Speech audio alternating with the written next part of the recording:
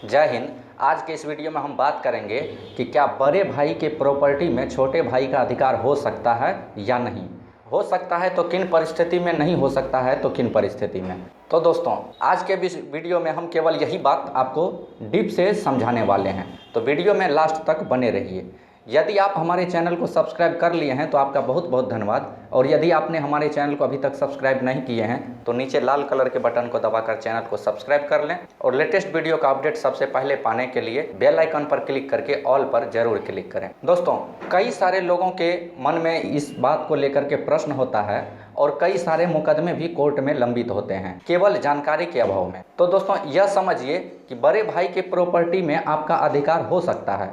और नहीं भी हो सकता है। तो दोनों भी चीज़ अलग अलग हम आपको समझाएंगे कि किस परिस्थिति में हो सकता है और किस परिस्थिति में नहीं हो सकता है। तो दोस्तों, सबसे पहले आप इस चीज़ को समझिए, और यदि आपका बड़ा भाई है और उनका जन्म नहीं हुआ था तो स्वाभाविक है आपका भी जन्म नहीं हुआ होगा। यदि आपके बड़े भाई के जन्म से पहले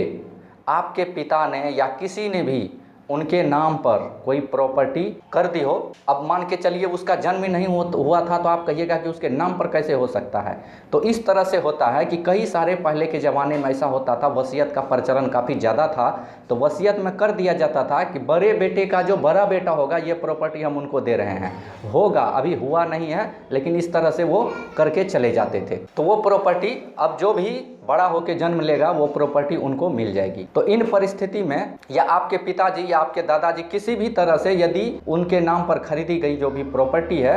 उन पर आपका हिस्सा हो सकता है। अब बात रही कि उनको जो प्रॉपर्टी मिला है जन्म से पहले, जो किसी ने उनको दिया है, वो किस कंडीशन में दिया है, पहले आप उस कंडीशन को समझिए। यदि आप उस कंडीशन को समझ लिए, यहाँ पर भी दोनों बात मैं बता देता हूँ कि उसमें हो भी सकता है, नहीं भी हो सकता है। तो उनको जो भी कह के प्रॉपर्टी मिला है, यदि ये कहा गया है कि केवल उनको, तो फिर किसी का हक नहीं बनता है। इस पॉइंट पर यदि इस तरह का कंडीशन आपका है तो आपको मैं यही सलाह दूंगा कि सारा डॉक्यूमेंट्स ले करके, आपके भाई के नाम पर जो डॉक्यूमेंट्स बनाया गया था वो डॉक्यूमेंट्स ले करके किसी अच्छे वकील से आप परामर्श ले सकते हैं। दूसरी बात आती है कि जन्म से लेकर जन्म के बाद, आपके बड़े भाई के जन्म होने के बाद और परिवार में जब तक हैं, चाहे शादीशुदा हुआ हो या नहीं हुआ हो, जब तक परिवार में जुड़े हुए हैं, जैसे कॉमन परिवार होता है, सभी भाई बहन एक साथ रहते हैं, कोई अलग नहीं हुआ है, कोई बंटवारा नहीं किया है, यानी कि एक ही छत के नीचे रहते हैं, एक ही चूल्हा पर बना खाना खाते हैं, तब तक यदि उनके नाम पर कोई भी प्रॉपर्टी आती है तो उसमें आपका हक हो सकता है। यहाँ होगा नहीं, हो सकता है। अब बात रही कि किस परिस्थिति में हो सकता है और किस परिस्थिति में नहीं हो सकता है। मान के चलिए आपका भाई साथ में है और कोई प्रॉपर्टी वो खरीदा, चाहे आपके पिताजी या दादाजी जो साथ में रह रहे हैं वो केवल उनके नाम पर खरीदा, या आपका बड़ा भाई घर का मालिक है और कहीं से भी पैसा आ रहा है और वो प्रॉपर्टी खरीदने के लिए गया और वो अपने ही नाम पर रजिस्ट्री करवा लिया, तो इस परिस्थिति में आपका हक हो सकता है, बशर्ते कि वो उनकी निजी संपत्ति न हो। यानी कि जो प्रॉपर्टी खरीदी गई है, मान के चलिए आपको 10 एकड़ ज़मीन है, आपके पिताजी को 10 एकड़ ज़मीन था, उसमें से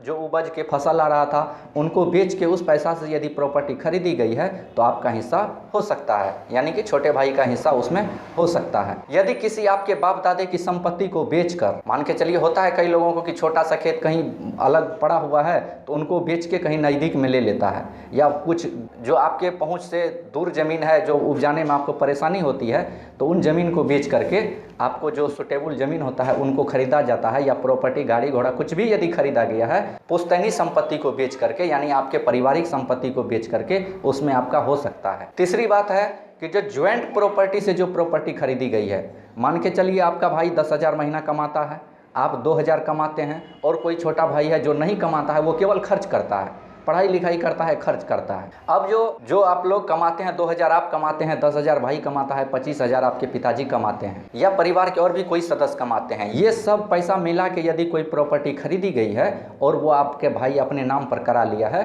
तो उन प्रॉपर्टी में भी आपका हक होगा। अब बात करते हैं कि किस प्रॉपर्टी में आपका हक नहीं होगा। तो दोस्तों, यदि आपका भाई आपके परिवार से अलग हो गया है, यानी कि आपसे अक्सर जिसको कहते हैं बंटवारा करना, बंटवारा करके भले ही वो आपके परिवार से प्रॉपर्टी लिया हो या नहीं लिया हो, यानी अपना हिस्सा लेके अलग हो गया या वैसे हो गया, इससे मतलब नहीं है। लेकिन यदि आपका कोई उसमें योगदान नहीं है, आपके परिवार के सदस्यों का उस प्रॉपर्टी खरीदने में कोई भी योगदान नहीं है, तो उस प्रॉपर्टी पर आपका हक नहीं बनता है। अब अगली पॉइंट ये आती है कि यदि आपके बड़े भाई को कोई प्रॉपर्टी कहीं से उपहार स्वरूप मिला हो, या फिर वो अपने से कहीं से कर्जा उठा के कोई दुकान कर लिया, उसमें उसको प्रॉफिट हो गया, प्रॉफिट होने के बाद कहीं पर वो प्रॉपर्टी खरीद लिया और उसमें आपके परिवार का किसी भी सदस्य का कोई योगदान नहीं है, तो ऐसी प्रॉपर्टी में आपका हक नहीं बनता है। अगला पॉइंट ये है कि यदि उनको कोई ससुराल से या कहीं से उपहार मिला हो, कोई वसीयत उनके नाम किया गया हो, पर्सनली उनको जो उपहार दिया गया हो, चाहे वो ससुराल से आया हो, चाहे कोई रिश्तेदार के द्वारा गिफ्ट दिया गया हो, चाहे उनको किसी कंपनी के द्वारा दिया गया हो, या आपका बड़ा भाई कहीं से इनाम लाया हो, तो ऐसी प्रॉपर्टी में आपका हक नहीं होगा। यदि इससे भी हट के आपका कोई भी मामला है, किसी भी तरह का, इन सभी बिंदुओं से अलग यदि आपका कोई मामला है और यदि आप उसमें ये जानना चाहते हैं कि उस प्रॉपर्टी में आपका हक होगा या नहीं, तो किसी अच्छे लॉयर से ज़रूर सलाह लें। हमसे यदि आप संपर्क करना चाहते हैं तो यहाँ आई बटन में मेरा व्हाट्सएप वाला वीडियो का लिंक है, आप उसमें जा करके देख सकते हैं और हमसे संपर्क कर सकते हैं। इस वीडियो में इतना ही, मिलते हैं नेक्स्ट वीडियो में, तब तक के लिए जय हिंद।